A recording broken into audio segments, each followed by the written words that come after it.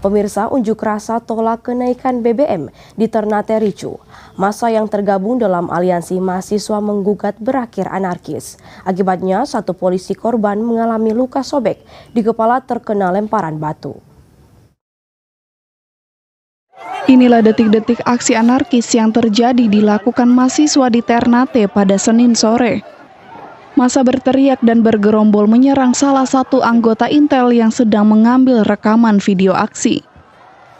Gerombolan massa tak terbendung kemudian dilerai oleh anggota Intel lainnya dan ricuh. Massa lalu berhamburan dan melempari batu ke arah polisi. Lantaran aksi anarkis tersebut, Kasat Intel Polres Ternate Ibtu Guntur Wahyu Setiawan jadi korban luka di kepala akibat terkena lemparan batu. Korban mengalami luka sobek sedalam 7 jahitan di kepala lalu dilarikan ke Rumah Sakit Bayangkara setelah mendapatkan pertolongan pertama. Kapolres Ternate AKBP Andik Purnomo Sigit mengatakan selama melakukan pengawalan selalu memakai pendekatan persuasif, namun sebaliknya yang dilakukan mahasiswa malah bertindak anarkis. Pihaknya mengecam aksi anarkis mahasiswa dan akan menindak tegas pelaku pelemparan batu yang dinilai melanggar aturan. Penyebabnya adalah adik-adik mahasiswa yang bertindak anarkis sampai salah satu anggota kita ada yang luka-luka. Apakah seperti itu mahasiswa? Apakah seperti itu demonstrasi? Yang jelas sudah jelas tadi yang berdarah-darah Kasat Intel tadi kepalanya berdarah-darah tadi.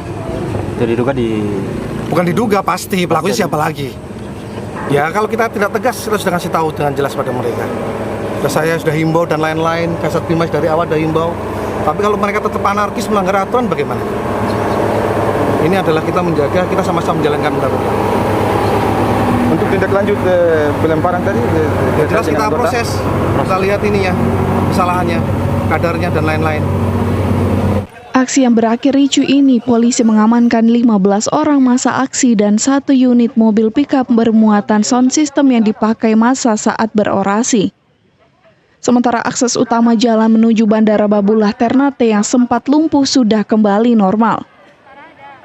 Dari Maluku Utara, Opik Syarifuddin melaporkan untuk Kawanua TV.